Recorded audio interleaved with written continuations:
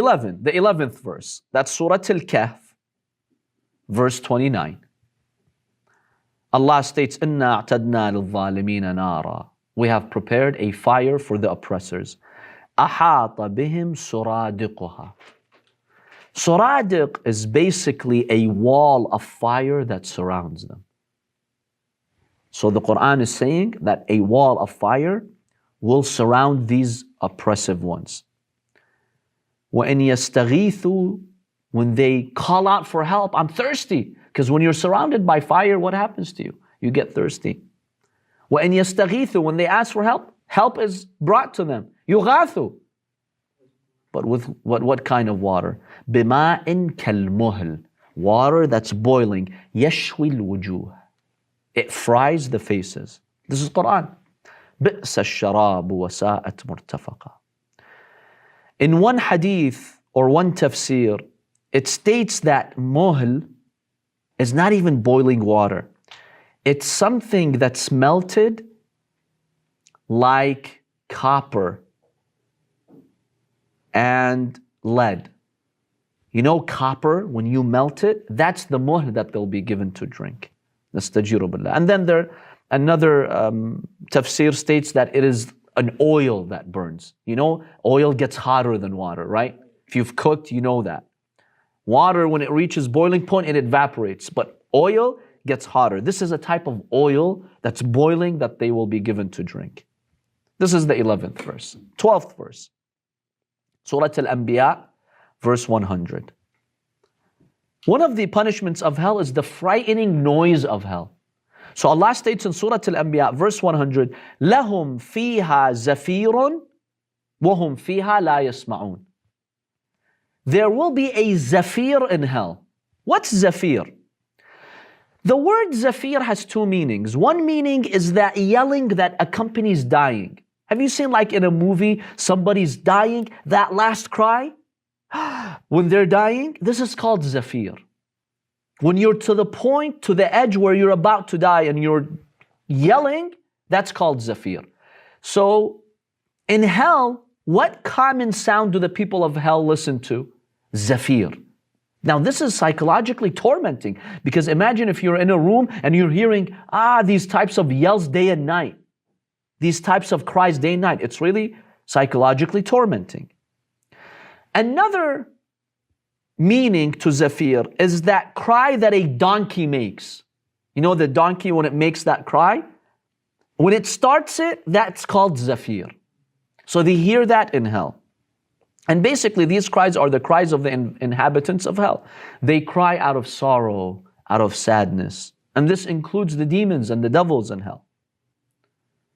So the noise is another type of punishment for them. But there is more to that. وَهُمْ فِيهَا لَا يَسْمَعُونَ. But the people of hell can't hear. What does that mean? They can't hear. There's two tafsirs here. Number one, they don't hear anything pleasant that makes them happy. So when the Quran states they la yasma'un, it means they only hear these bad voices, but anything that's pleasant, that's comforting, that's soothing, they don't hear. They only hear the sad cries of others in hell. And that's really a powerful psychological torment. They also hear the noises of the angels who punish the people.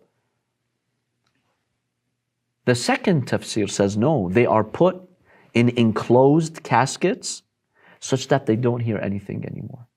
It's like solitary confinement.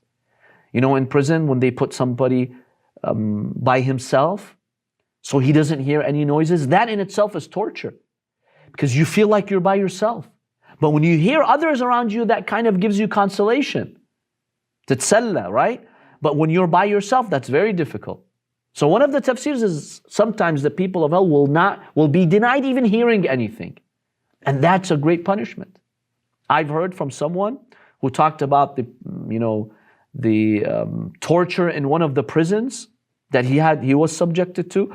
He says, for 9 months I was put in solitary confinement. 9 months. He says, only the Quran kept me sane. Only. I had memorized parts of the Quran and dua. That's the only thing that kept me sane. Otherwise, other people with me in prison, they went mad. They became crazy. He says, that the prison guards were so ruthless. They did not want us to hear a voice. When they would come to check on us or maybe give us some food, right? They would wear boots that don't make any noise. Special types of boots that silence the voice. Because when you hear someone walking, you still feel like somebody's out there. But they come silently and go so you don't hear anything for 9 months. That's punishment, right? Well, these people who do that, they don't deserve this in hell? Those evil people who punish people and the ones who give them orders to punish innocent people. Don't they deserve this? So this is one punishment in hell for them. That's the 12th verse. The 13th verse, Surah al-Hajj, verses 19 to 22. فَالَّذِينَ كَفَرُوا, those people who disbelieve, قُطَّعَتْ لَهُمْ ثِيَابٌ مِّن نَارٍ, clothes of fire will be cut for them, prepared for them. يُصَبُّ مِن فَوْقِ رُؤُوسِهِمُ الْحَمِيمُ, from above their heads, boiling water will be poured on them. So they have clothes of fire that they'll be given to wear. Some narrators, like Sayed ibn Jubair, he says that they wear copper made from fire. That's the clothes of the people of hell. Why copper? Scientifically, we know that copper is one of the best conductors of heat, right? That's why they use it in the wires, right? It conducts electricity and it conducts heat. So they will be given clothes of copper to wear in hell. Or it means that they'll be surrounded with fire like clothes. Because clothes surround your body, when the fire surrounds your body, we can say he's wearing fire. Like, have you seen somebody caught on flames? Like he's wearing the fire. That's another symbolic way of describing it. So what happens with the water? يُصَبُّ مِن فَوْقِ رُؤُوسِهِمُ الْحَمِيمُ, from above their heads, boiling water is poured on them. This causes their guts in their stomachs to melt. يُصْهَرُ بِهِ مَا فِي بُطُونِهِمْ, the Quran states. Whatever is inside their stomachs will melt.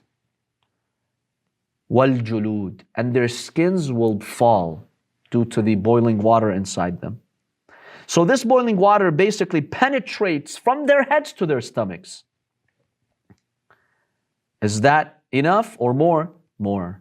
وَلَهُمْ مَقَامِعُ مِنْ حَدِيدٍ كُلَّمَا أَرَادُوا أَنْ يَخْرُجُوا مِنْهَا مِنْ غَمٍّ أُعِيدُوا فِيهَا وَذُوقُوا عَذَابَ الْحَرِيقِ. The Quran states that after this, there are iron rods. A rod, like a pillar, amud, an iron rod, that will be used to strike their heads. Now, how does this happen according to some narrations? Remember we talked about how there's energy in hell and they keep moving around? So when they are in the lowest part of hell, they get catapulted into the highest part. So they think they're going to leave, right?